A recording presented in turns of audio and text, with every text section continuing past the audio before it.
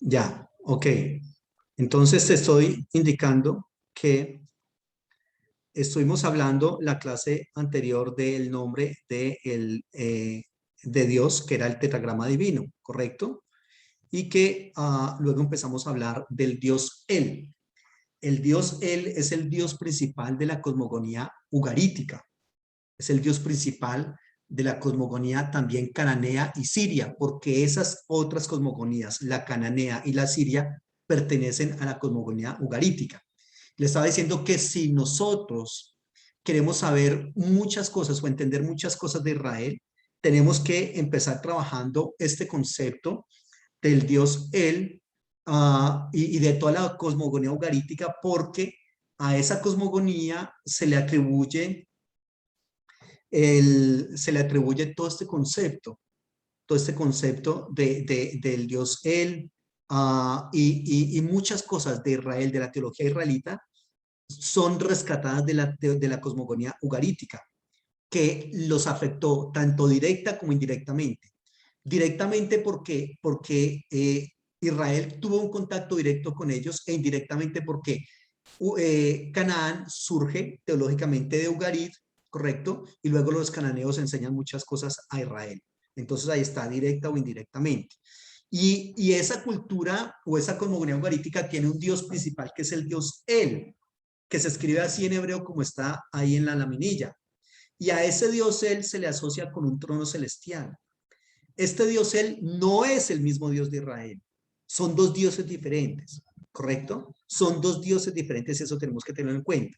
Al dios él se le asocia con un trono celestial, al dios de Israel también se le asocia con un trono celestial. Al dios él se le titula toro y se le representa con el toro, con un animal, mientras que al dios de Israel se le representa con otro animal que es el león, ¿correcto? Al dios él se le reconoce como el dios de la edad, al Dios que tiene mucho tiempo encima. Al Dios de Israel también se le reconoce de esa manera, porque el Dios, Él es el Dios, el anciano de días. Y cuando esto sugiere, no está diciendo que son unos ancianos ya decrépitos, enfermos, que el reumatismo no los deja mover ni nada, no, sino lo que significa es experiencia, madurez, inteligencia, sabiduría. A eso es a lo que se refiere. Y el dios él también se le reconoce como el dios héroe y también se le reconoce como el rey creador de absolutamente todo lo que existe. Esta información la estoy sacando de la cosmogonía, de la teología ugarítica, de la cosmogonía que ellos tienen. Cosmogonía es como la manera en que se conoce, la manera en que se conoce cómo fue, digamos, creado el universo, ¿ya? De esa manera es que se le reconoce así. Al Dios Él también se le reconoce como el Dios misericordioso. Miren lo que dice Éxodo 34:6. Busquemos rápidamente Éxodo 34:6.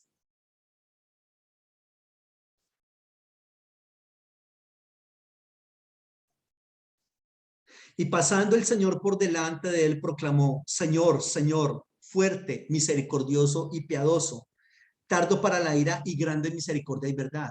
Al Dios de Israel se le conoce como el Dios misericordioso. Pero cuidado, antes de atribuirle todas esas perfecciones a Dios, al Dios de Israel, esas perfecciones estaban en el Dios Baal. Al Dios Baal se le reconoce como el Dios misericordioso. También se le reconoce como el Dios santo. Y también se habla de la gloria de Baal. Y en la Biblia también se habla de la gloria del Dios de Israel. Mira lo que dice el Salmo 29:3. Salmo 29:3 dice: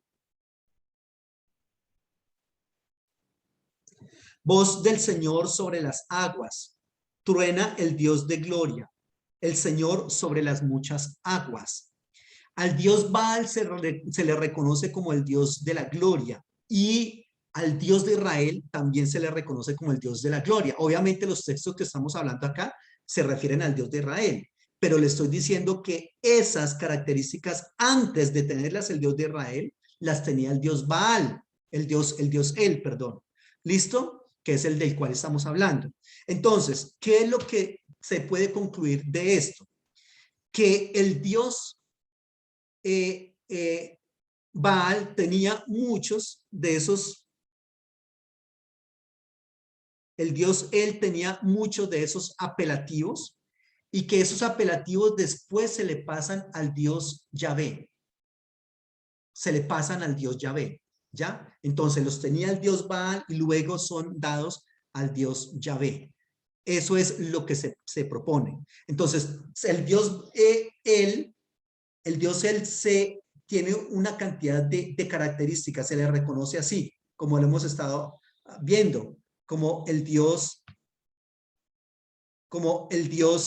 del trono, el dios que se representa con el toro, el dios que se representa con la edad, con el tiempo, el dios héroe y el dios creador, el dios misericordioso, el dios santo, el dios que tiene gloria, ¿correcto? Y entonces, reitero, todas esas características pertenecen al dios él y posteriormente vienen a ser propiedad del dios de Israel, el dios de la Biblia, el dios del tetragrama.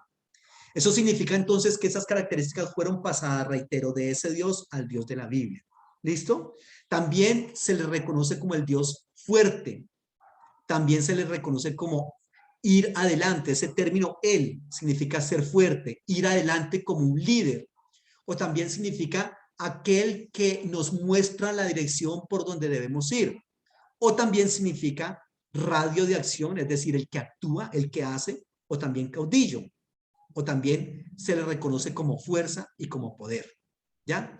Entonces, eso significa que este Dios, él, era un Dios que empujaba la naturaleza, ¿correcto? Y que era la fuerza superior más importante de todas, que era la fuerza que precedía a todo lo demás. Y entonces eso se le atribuía a ese Dios él. Ahora, por otro lado, en la Biblia también se utiliza ese nombre de él para utilizar los superlativos. ¿Qué es eso de un superlativo? Es básicamente algo que se utiliza para representar a lo más grande de su especie, ¿correcto? A lo más grande y a lo más representativo de su especie. Por ejemplo, la Biblia habla de los cedros de Dios. Leamos en Salmos capítulo 80. Salmos capítulo 80. Y dice así, en el versículo 11.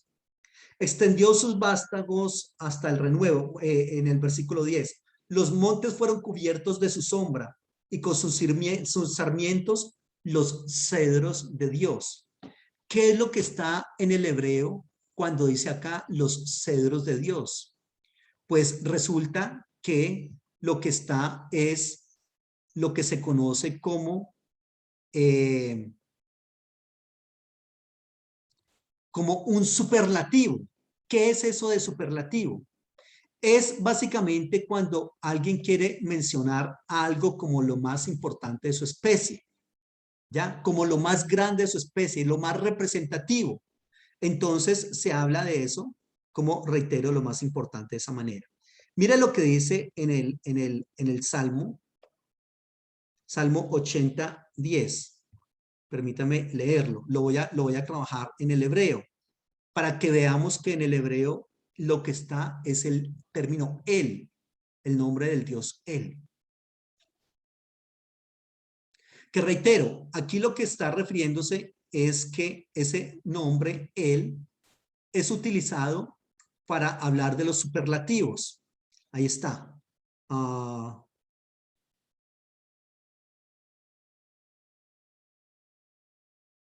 Aquí sí está en el 11. En algunas traducciones este versículo 11 lo colocan en el 10 y en otras en el 11. Kasu Hagin Silah Beanafeja Erce El. Aquí, Arce El. Los árboles del Dios El. Los árboles de Dios. Y acá lo que significa es básicamente árboles muy, muy grandes. Este es el texto que estamos trabajando. Árboles muy grandes. Arce El. Árboles muy grandes. Los árboles más importantes de su especie. Creo que no estás viendo el hebreo. Permíteme, comparto la pantalla acá. Acá está. Estamos en el Salmo 80, 11. Reitero que en algunas ocasiones el 11, en algunas traducciones queda en el 10 y en otras en el 11. Y decía, Kasú Hagin Silach Bea Nafeja Arce El, los árboles de Dios. Es lo que se traduce acá. Los montes fueron cubiertos de su sombra, con sus sarmientos los cedros de Dios. Se está refiriendo a cedros específicamente muy grandes, correcto. Y entonces a esa clase de árboles es a la que se refiere, Artseel, ¿ya? Y se utiliza el término el como un superlativo,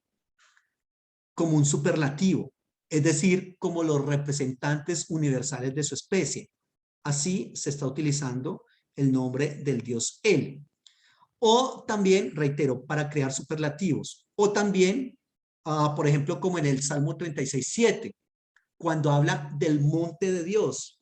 Mire lo que dice en el 36:7, cuando dice el monte de Dios.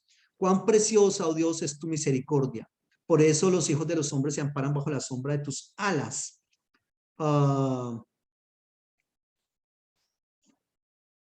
veces el problema es que los salmos, a veces el hebreo y el español no confluyen, en el mismo texto.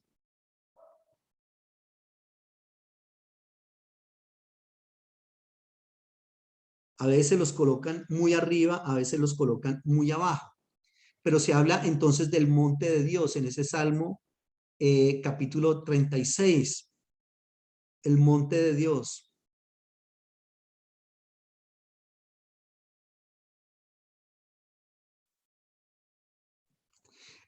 Por ejemplo, entonces él también es utilizado como parte de los nombres de algunos lugares de la Biblia, algunos lugares geográficos o los nombres de algunas personas.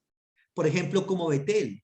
Betel significa casa de Dios, casa del Dios El. O Peniel es otro nombre para otro lugar que está conformado con la partícula del Dios El. O Israel, mire, curiosamente, el nombre del pueblo escogido por Dios no quedó, digamos, conformado por ninguna otra partícula de un nombre de Dios, sino del Dios cananeo, que es el Dios El, Israel, el gobierno del Dios El. También el nombre de Ismael o también el nombre del Hanán.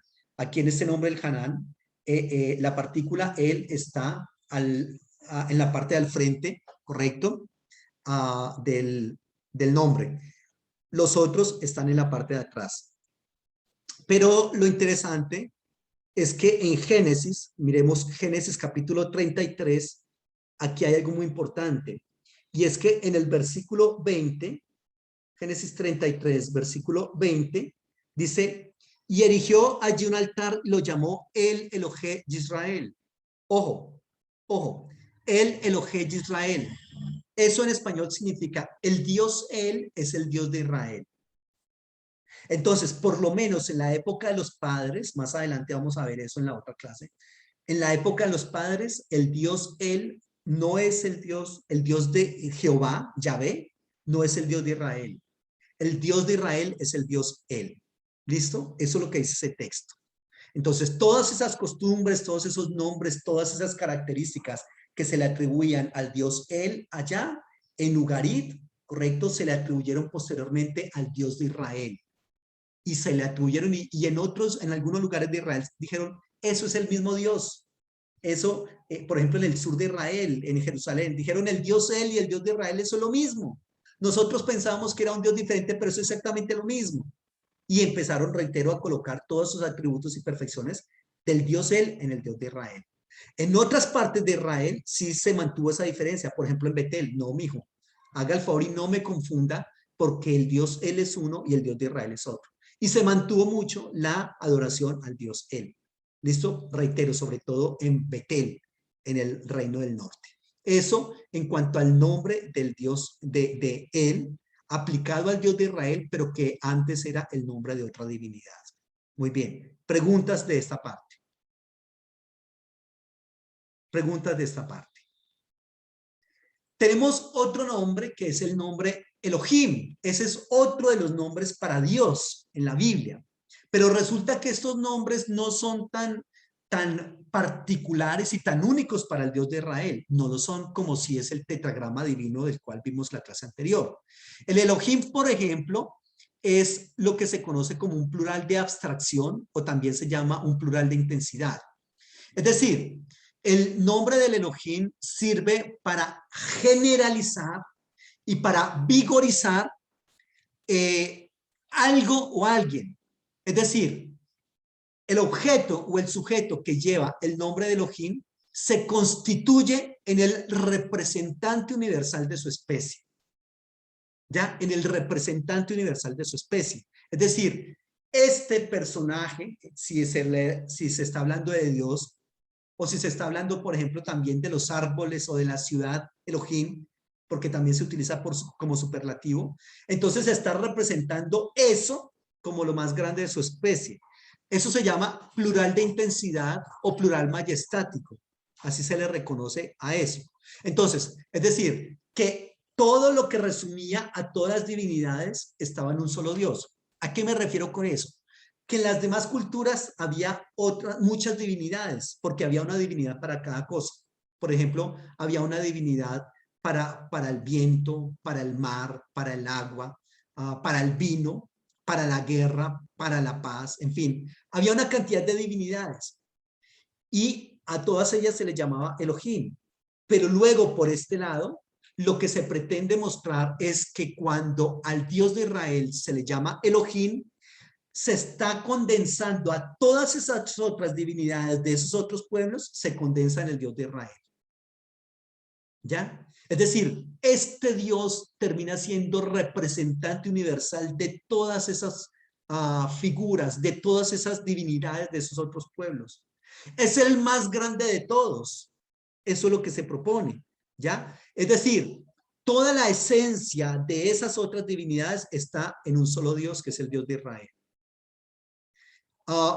Y este Elohim es un plural. O sea que este nombre, Elohim, puede significar Dios o dioses. Es un plural, ¿correcto? Pero la utilización de dioses es secundaria, es decir, aunque se utiliza, no es la más importante. Entonces, en todas las demás culturas y en todas las demás cosmogonías, como les digo, había una cantidad de dioses. Pero en el Dios de Israel o en todas esas culturas hay una deidad que es superior. Por ejemplo, en Ugarit la deidad superior era el dios El. En la Mesopotamia, la deidad superior, en Babilonia específicamente, era el dios Ea, ¿correcto? En Egipto era el dios Ra. Entonces, aunque había muchas divinidades, había una que era la más importante de todos, que era la divinidad superior, ¿correcto? A esa divinidad superior, entonces se le reconoce entonces como el Elohim y se reduce todas esas divinidades a una sola, a un solo concepto, que en este caso, reitero, es Ea o el dios El o el dios Ra y en Israel el dios Yahvé. ¿Correcto? Entonces, por ejemplo, el dios Sin era el dios de los dioses, es decir, era el dios altísimo. ¿Ya? Se le reconocía como la divinidad más importante de esas otras culturas. Los cananeos llamaban a su dios Ilanía o Ilania, y significa algo así como mis dioses, en el sentido de Dios supremo. En el hebreo hay algo muy importante y es que es algo que se llama el plural majestático o plural de intensidad o plural de plenitud. Y lo que significa es que en el hebreo hay muchos términos que son muy importantes teológicamente o en la cultura o en la cosmogonía de ellos y que esos términos los colocan en plural, nunca en singular. Por ejemplo, cuando se habla de Shamayim, En el hebreo Shamayim es cielos, pero uno traduce cielo, pero está en plural. O Mayim, Mayim es aguas, es un plural, pero uno traduce en singular. ¿Listo? Entonces, mediante la aplicación del plural dioses, se designa a una persona divina, a una persona concreta, como quien va a poseer la plenitud de la vida. ¿Ya? Tenemos muchos dioses, pero hay uno que es el más importante. Hay uno que es el que posee la plenitud de todo. ¿Ya? Entonces, Israel, utilizando el término Elohim, también puede hacer algo similar. Es decir, poner de relieve que el Dios del Sinaí es el Dios altísimo, el Dios más importante de todos. ¿Ya? Y por eso utiliza el término Elohim para referirse a su Dios. Entonces, el Elohim es la totalidad de los dioses y lo que hace sencillamente es excluir a todos los demás dioses. Es decir, si tenemos uno que es el más importante, el más grande, el más poderoso, es que es la esencia de todo, ¿para qué tenemos entonces otros dioses? Podemos excluirlos a todos los demás y quedarnos con este solo Dios. Eso es lo que significa el término Elohim. Entonces, ese término va como a resumir el poder divino en un solo Dios. ¿Ya? Por eso, en Génesis capítulo 1 se utiliza, curiosamente, no el tetragrama para referirse al Dios de Israel, sino que utiliza el término Elohim para referirse a ese Dios. Entonces, eso significa que ese Dios Elohim es como un nombre que es como síntesis de todo el poder divino, ¿correcto? Es decir, este Dios ostenta todo el poder de todos los demás dioses y por lo tanto los excluye a los demás. No necesitamos a sus otros dioses, ¿ya? Entonces, eso lo que pretendía era desterrar una idea politeísta y presentaba al Dios Elohim como el único Señor de toda la creación. Preguntas de esta parte.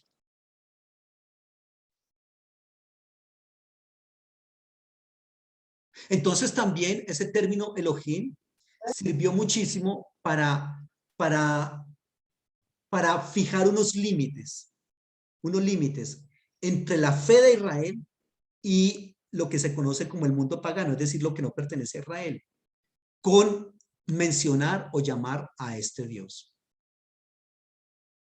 Mencionarlo de esa manera, el Elohim.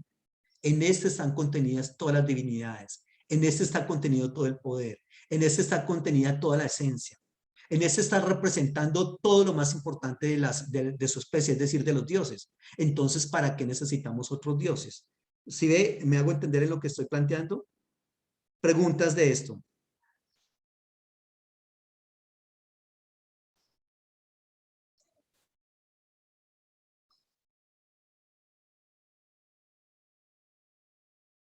Hola.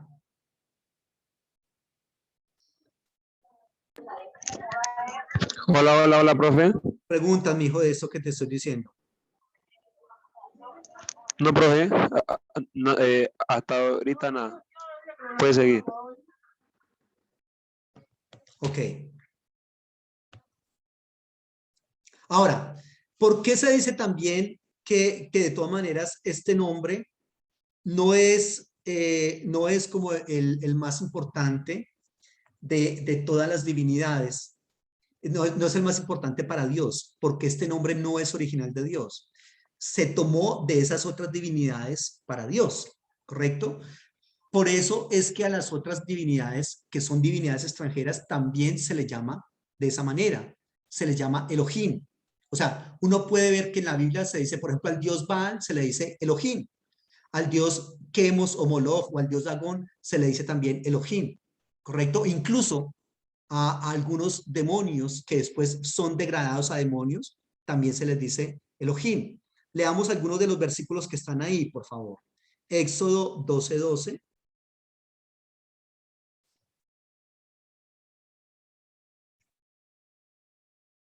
Pues yo pasaré aquella noche por la tierra de Egipto y heriré a todo primogénito en la tierra de Egipto, así de hombres como de las bestias.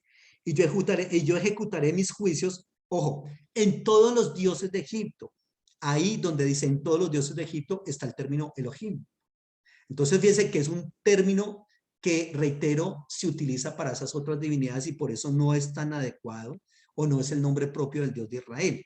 O también está en Jueces, en Josué 24:15, o en Jueces 10:6 y Jueces 10:16, o Segundo de Reyes 18:35. Leamos alguno de esos otros versículos para trabajar esa parte y después los trabajas en tu casa como para tener más contacto con esto que te estoy diciendo.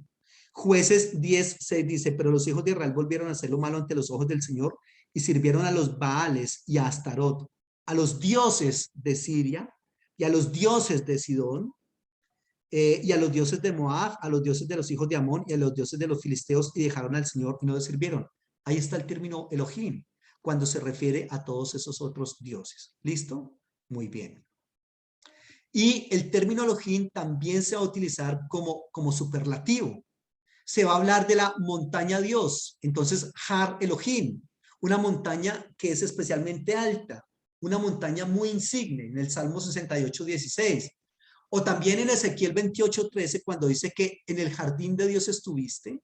Básicamente es lo que significa es jardín Dios, es decir, el jardín más bonito de todos, el jardín más espectacular de todos, un jardín muy, muy bello. O cuando se habla de la sabiduría Dios en Primero de Reyes 3:28, significa que es una sabiduría sobresaliente.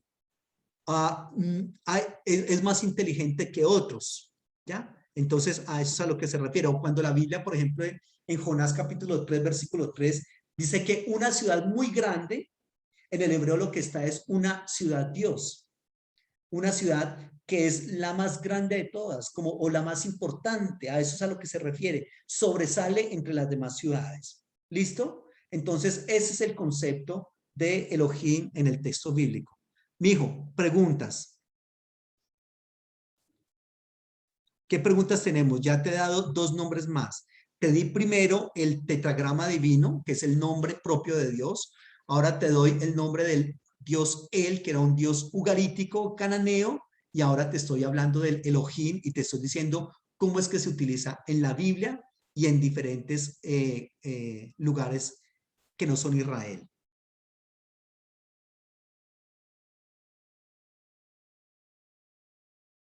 Preguntas. Profe, yo le digo, pero para uno llegar hasta ese punto hay que estudiar hebreo, ¿no? Porque es muy complicado lo que usted me está, digamos, lo que usted, digamos, está transmitiendo sin descubrirlo o sin antes ver el idioma original, ¿no?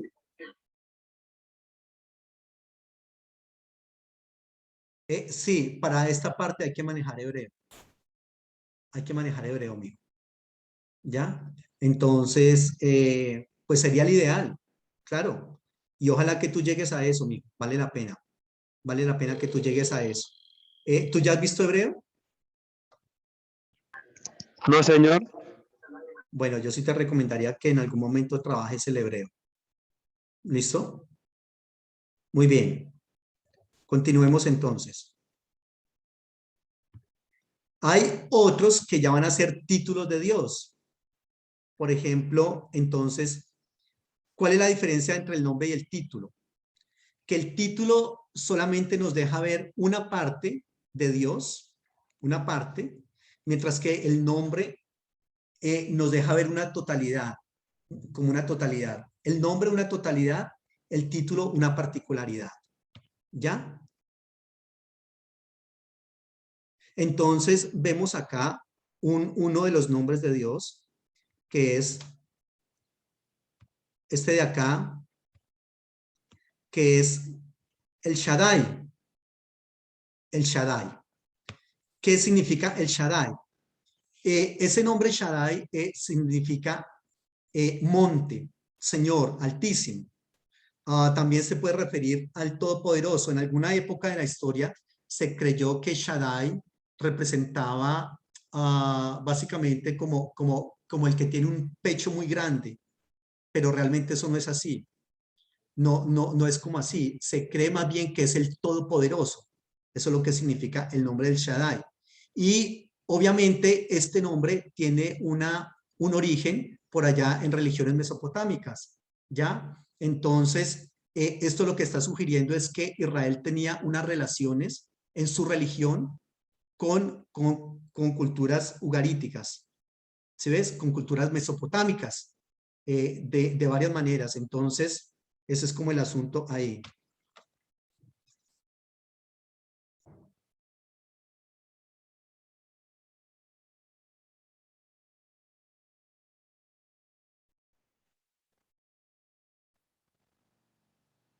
Preguntas. Entonces, eso era lo que significaba esa parte.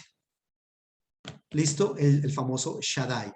Entonces, este título Shaddai va a centrar su atención en el poder de Dios. Cuando se habla de El Shaddai, se está hablando del Dios Todopoderoso. De hecho, el Shaddai era también otra designación con la cual los personajes de Israel, los patriarcas, se referían a Dios. De hecho, el Señor lo dice en Éxodo capítulo 3, capítulo 6, cuando dice, yo me di a conocer a ellos, pero en mi nombre no me di a conocer a ellos, sino en el nombre del Shaddai. Así fue que los Dios se dio a conocer a ellos. ¿Listo? Entonces, indica el Shaddai que todo es posible para el Dios Él. ¿Correcto? Que Él puede hacer todo lo que Él quiera. Y es el Shaddai, en Génesis 17:1, Él es el que hace el pacto con Abraham. Es el Dios Shaddai. En el capítulo 28, versículo 3, Él es el que hace, leámoslo por favor un momento, en el Génesis 28:3. Y el Dios omnipotente, ahí en el hebreo está, es el Shaddai. El Dios omnipotente te bendiga y te haga fructificar y te multiplique hasta llegar a ser multitud de pueblos. Y también está en el capítulo 35, versículo 11. Entonces también le dijo Dios, yo soy el Dios omnipotente, crece y multiplícate, una nación y conjunto de naciones procederán de ti y reyes saldrán de tus lomos. Ahí está, ese es el Shaddai del cual se está hablando. También en el capítulo 48, versículo 3, o también está en el libro de Números 1:6 y 1:12. Entonces ese es el Shaddai. Ahora recuerda que el Shaddai está compuesto con la partícula del Dios Él y con el Shaddai, el Todopoderoso, ¿ya? El Todopoderoso, el que es capaz de hacer cualquier cosa. Ahora, por otro lado, es algo bien importante que en el libro de Job, este nombre del Shaddai se utiliza 31 veces. Es el libro del Antiguo Testamento en el que se utiliza más veces el Shaddai, el Todopoderoso, frente al resto de veces que se utiliza en todo el Antiguo Testamento, que son solamente 17 veces. Es decir, en Job se utiliza 31 veces y en el resto del Antiguo Testamento 17 veces. ¿Ya? Y ese nombre también puede traducirse como monte, como Señor, como Altísimo. Eso en la Septuaginta, al griego se traduce como el Kyrios Pantocrator. El Kyrios Pantocrator, ¿listo? Entonces, esas 31 veces se trabaja ese nombre del Shaddai en el Antiguo Testamento y, perdón, solamente en el libro de Job. Pero recordemos qué está pasando en el libro de Job, que está teniendo lugar una situación muy, muy difícil, ¿correcto? Con Job, que está enfermo, que está sin hijos, que está sin propiedades, sin salud, no tiene nada. Pero ese Dios de Job es el Todopoderoso. ¿Sí? Ubicado en lo que estamos haciendo. Muy bien. También algunos la van a traducir, los griegos, por ejemplo, van a decir qué significa mi Dios protector, que obviamente si es el Todopoderoso, también no es raro que sea el Dios protector. Y también se dividió también en la partícula she, la palabra dai, que significaría entonces el que satisface. Cualquiera de esas designaciones, reitero, es importante para el dios Baal. Muy bien. Luego hay, también se reconoce, bueno, eso en cuanto al dios Baal. Pregunta, en cuanto al dios Shaddai, o el título del dios Shaddai, mijo. Preguntas. Bueno, pues la verdad, hay un dicho que dice que el que casi no pregunte porque, pues, eh, eh, es por dos cosas. Porque no le interesa el tema y el segundo es porque no entendió nada. Y pues yo me voy con la segunda. O sea, es muy Permíteme un complejo, momento, la mijo. verdad. ¿No entendiste nada? Me estabas comentando que uno no pregunta, o bien porque no conoce, o bien porque conoce mucho, o porque no le interesa. Sí.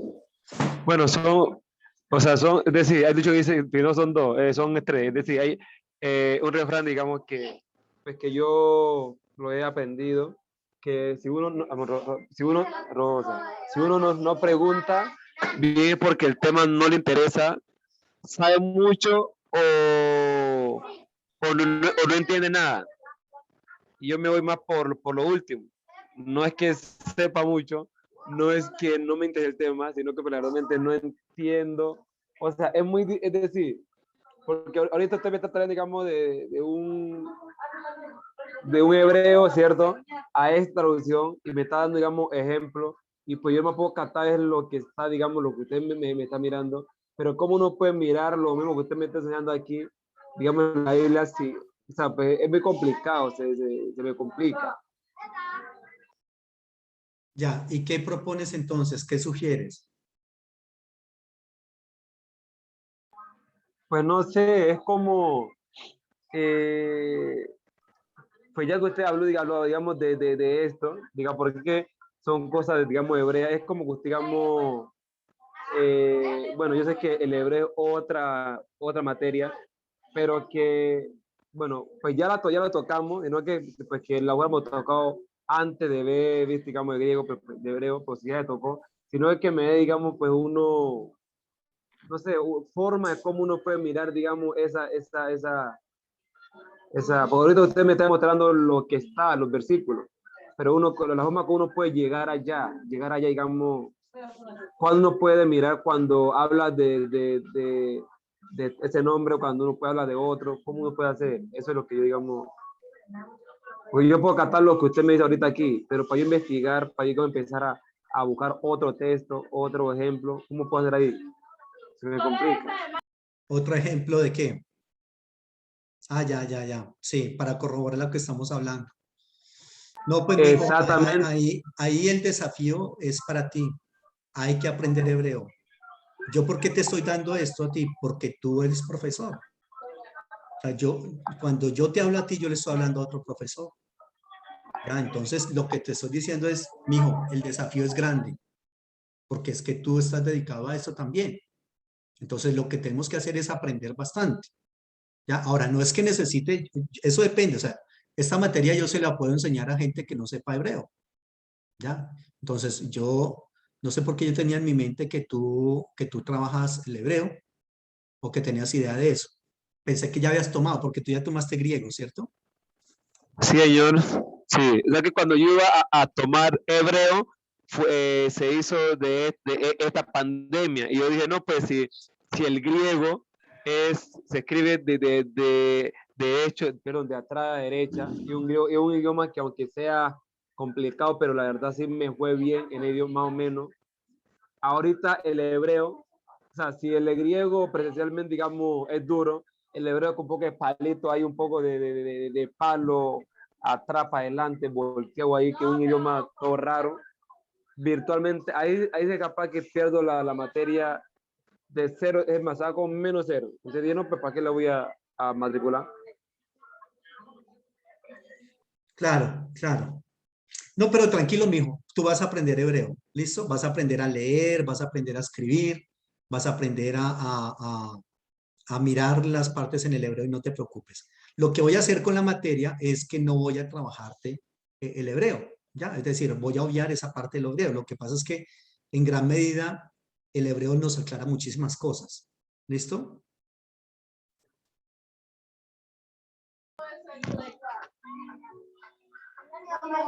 Entonces, sí, podemos trabajar.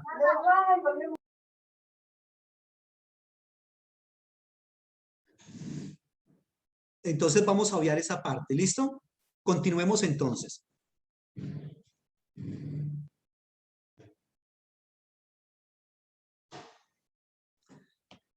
Voy a seguir compartiendo pantalla y voy a hablar ahora de otro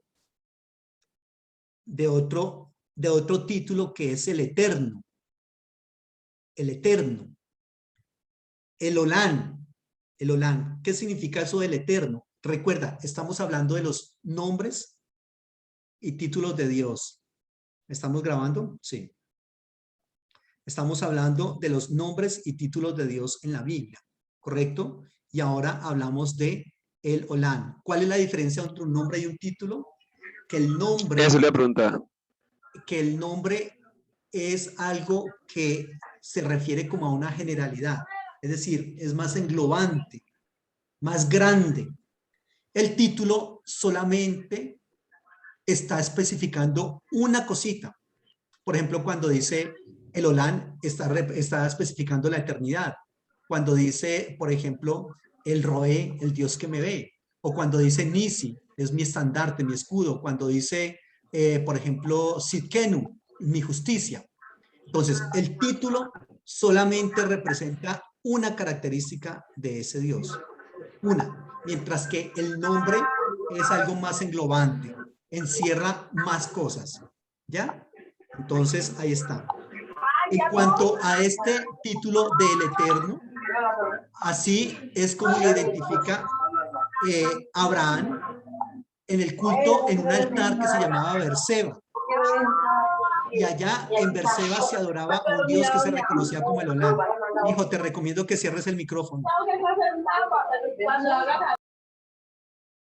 Y te recomendaría, claro, que me dices que es que estabas dentro de una alcoba, pero que el internet no llegaba hasta allá, ¿cierto? Yo te recomendaría, mi hijo, que busques un lugar más callado, con más silencio, porque así como vas a poder concentrarte. Aunque ahí te está quedando la grabación, pero es un poco fuerte, ¿no? Con tanta bulla. Entonces, yo te recomendaría que buscaras otro sitio más calmado para tomar la clase. Ahora, obviamente no sé cuáles son tus condiciones, no sé cómo es el asunto, cómo vives, pero sí es bastante fuerte cuando hay mucho ruido, porque uno a quién le pone cuidado. Al que me está hablando acá, al que me está hablando allá o allá. Entonces es muy fuerte. ¿Listo? Muy bien. Entonces, el nombre del Olán es el nombre de la divinidad que se adora allá en Berseba. Es decir, se le reconoce con esa característica, con el Dios eterno. ¿Listo? O también se le reconoce como el Dios de los tiempos pasados. Y esto es muy importante porque obviamente uno necesita un Dios, dicen ellos, que dure para siempre. ¿Por qué razón? Porque de no ser así, pues, ¿cómo le hacemos?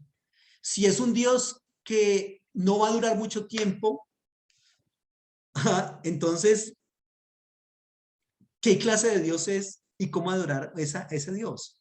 Pero acá tenemos entonces un Dios que es eterno. Es decir, este es un Dios al cual el tiempo no le pasa.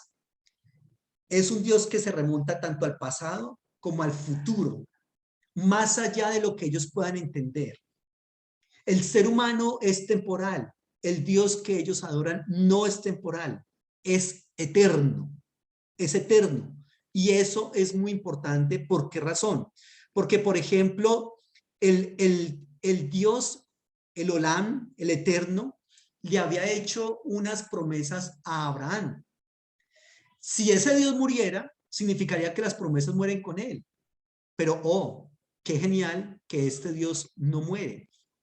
Este Dios es un Dios que va a quedar permanentemente. Es decir, Abraham puede desaparecer del escenario, Abraham puede desaparecer del escenario, pero el Dios de Israel no. El Dios de Israel va a permanecer. Y si el Dios de Israel, al que llaman él en este momento el Olam, va a permanecer, significa que sus características también van a permanecer. ¿Listo? Entonces designa en cualquier caso la permanencia de esa divinidad por encima de todo cambio temporal. Es decir, va a cambiar absolutamente todo. Todo va a cambiar.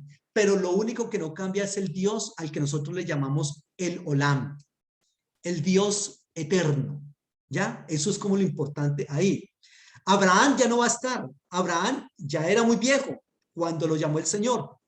Y el que lo llamó era porque lo conocía desde antes y porque aunque Abraham ya no esté, lo va a conocer después. O lo que él le prometió va a estar después. permanentemente, ¿ya? Entonces, eso es lo que se trabaja. En todo el Antiguo Oriente se trabaja mucho ese concepto del tiempo.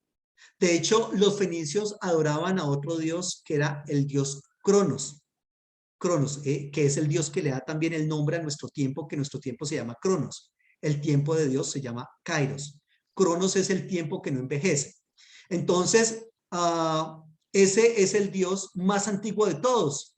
Era el dios de los fenicios que se llamaba Cronos, era el más antiguo de todos los dioses.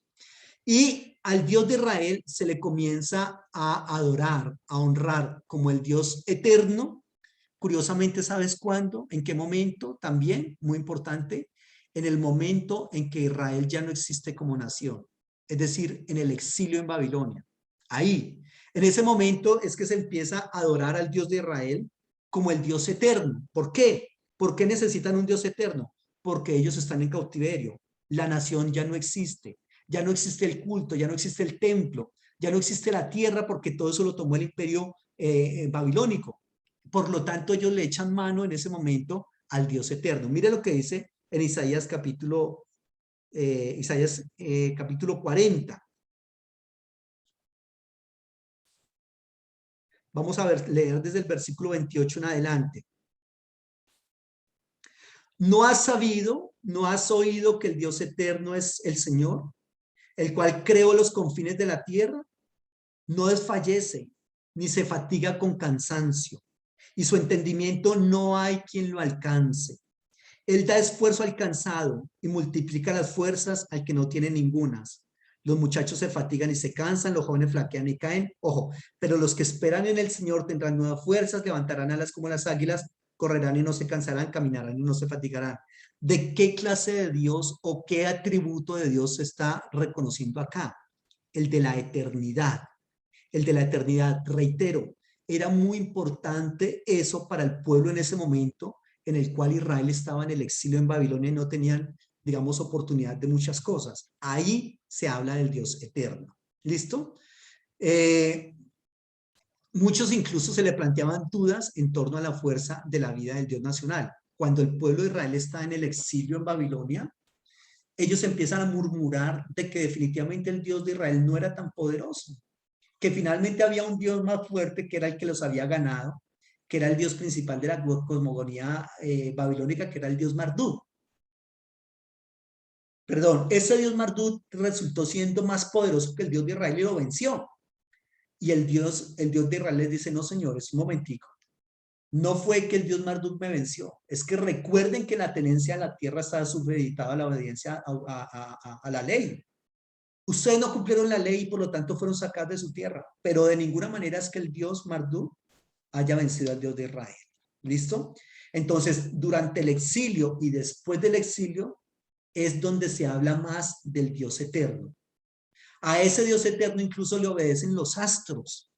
Ese Dios eterno es el que está por encima de este mundo, porque este mundo sí tiene fecha de caducidad. Todo esto se va a acabar. Todo esto ya va a llegar un día en que no va a existir, pero cuidado, el Dios eterno sí permanecerá para siempre. ¿Me explico? Ahí hay algunos textos bien interesantes. Isaías 40, 28, que fue el que leímos ahora. Salmo 92, Salmo 93, 2, Salmo 145, 13. Ese es el Rey eterno también que desbarata, que destruye los ídolos de los demás pueblos, según Jeremías 10, 10. Y es el príncipe eterno que está por encima de los tiempos del mundo, según dice Daniel 4, 31 y 32 y Daniel 7.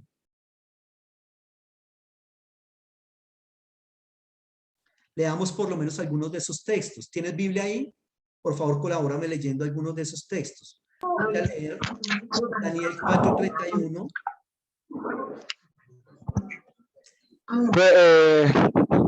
Leo Daniel 4, Daniel ¿qué? 4, 31 y 32. Daniel 4, 31 y 32.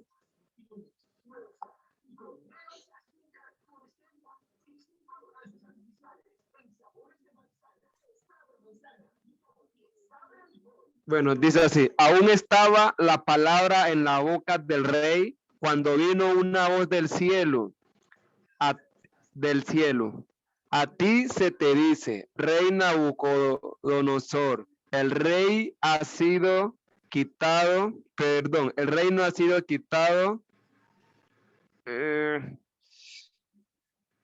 Antigo.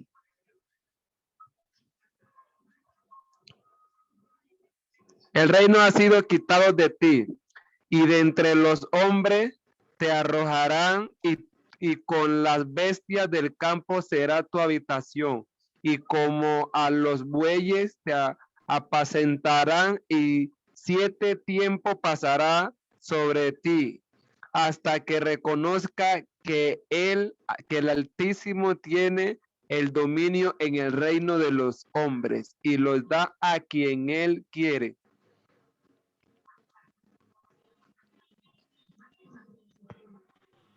Muy bien, entonces fíjese que lo que dice ese texto, él está por encima del gobierno de los hombres. O sea, el tiempo para Nabucodonosor se había acabado, pero el tiempo para Dios estaba vigente. El Dios eterno estaba vigente. Eso es lo que se propone, ¿ya? Y reitero, ahí están otros textos, como Dios desbarata a los ídolos y cosas así.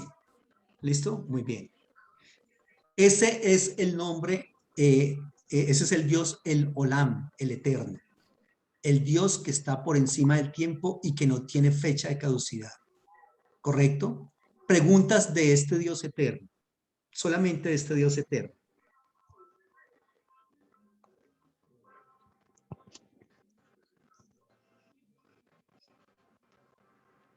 Pero, ok,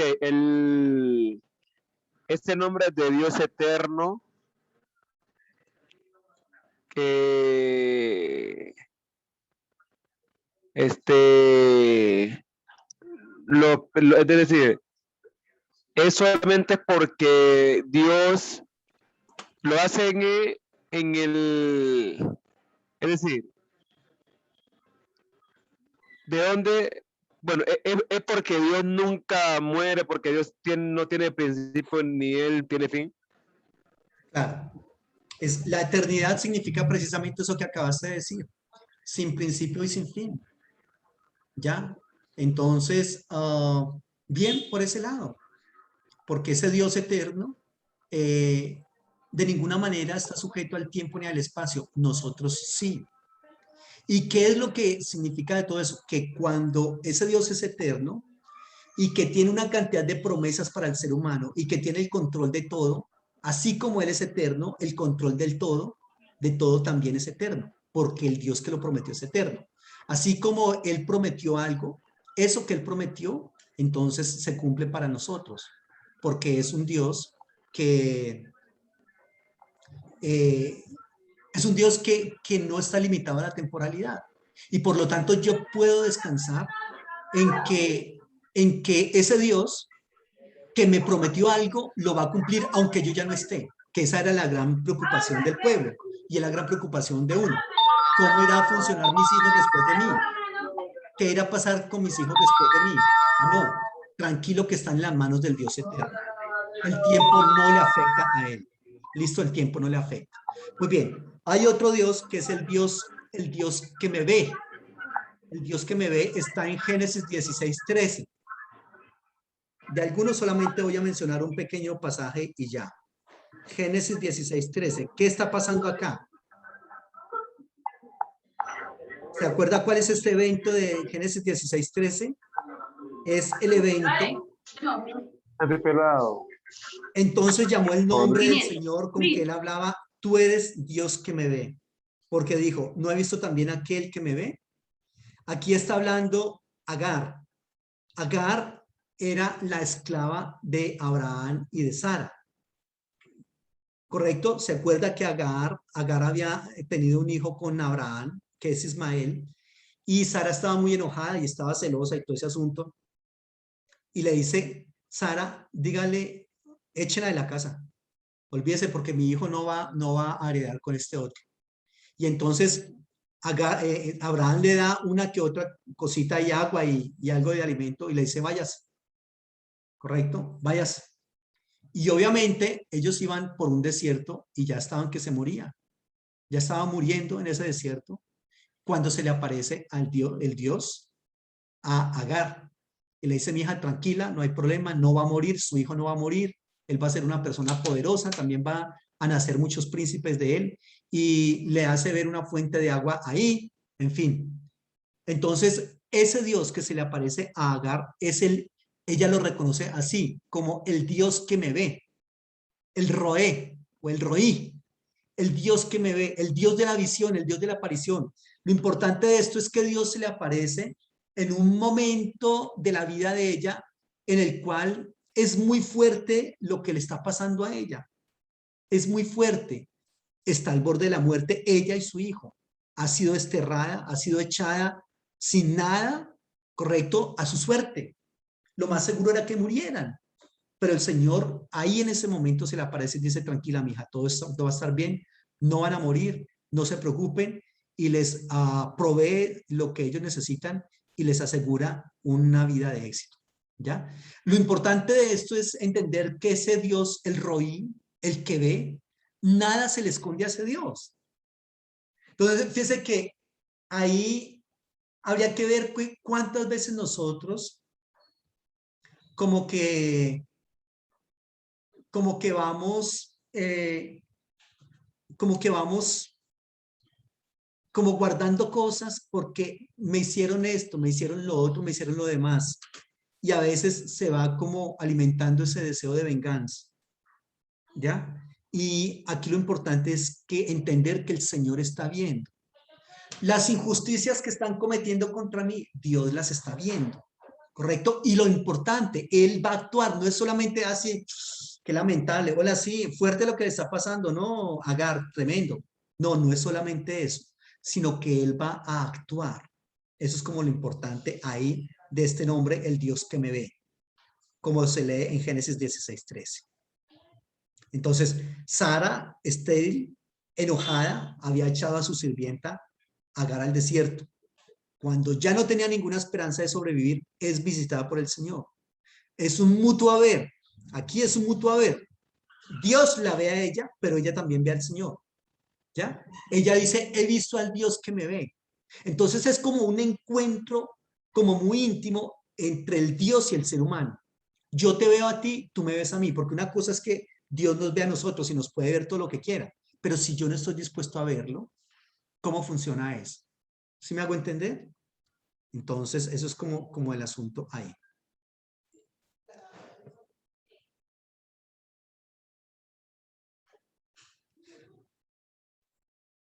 Ahora, vamos con otro nombre acá. Ese ya pasaríamos de largo con el Dios, el Dios que me ve. Reitero, hay unos que les dedico más tiempo, otros más poquito tiempo. Aquí hay otro nombre que es el Dios Baal. Baal. Curiosamente, al Dios de Israel también se le denomina Baal. ¿Te acuerdas cuál era el Dios Baal? Era el Dios principal de la cosmogonía cananea. Cananea, el Dios Baal. Y resulta que la importancia de ese nombre en Israel también hizo que el Dios de Israel se llamara o se reconociera también a sí mismo incluso como el Dios Baal. Eh, por ejemplo, en las cartas del Tel Amarna se habla de que los egipcios adoraban a un Dios que se llamaba Baal Roé, el Señor que ve, ¿correcto? Ahí está.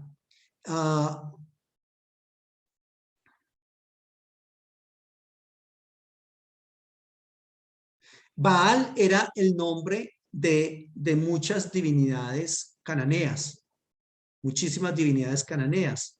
Baal. Donde los israelitas vivieron, ahí fue ampliamente reconocida la influencia de la religión baalística con el pueblo de Israel. Y eso se reconoce, aceptaron muchos nombres compuestos con la partícula del dios Baal, ¿cierto? Y ese nombre Baal, reitero, también se le aplicó al Dios de Israel. Mire lo que dice en el libro de Oseas. Leamos Oseas.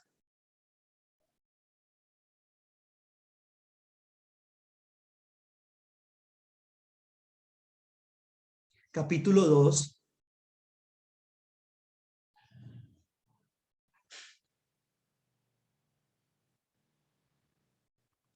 Versículo 16. O sea, 2:16. En aquel tiempo, dice el Señor, me llamarás Ishi y nunca más me llamarás Baalí. Baalí, Ishi significa mi esposo. Baalí significa mi Señor. ¿Ya? Entonces se va a decir, no, ya no vamos a llamar más a este Dios, a este Dios Baalí. O sea, lo llamaban Baalí, pero ya no lo vamos a llamar más así. Ahora lo vamos a llamar Ishi, mi esposo. Mi esposo. ¿Listo? Muy bien. Entonces, muchos nombres de personas en Israel están compuestas con el nombre del dios Baal.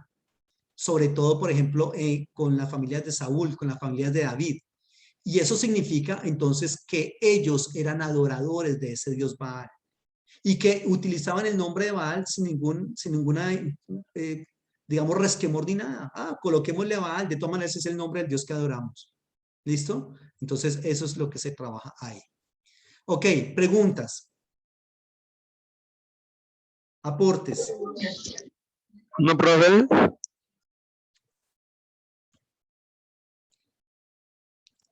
Hay otros, mucho más nombres y títulos de Dios en la Biblia, pero eso los vamos a ir trabajando con el tiempo. Pero ahorita mi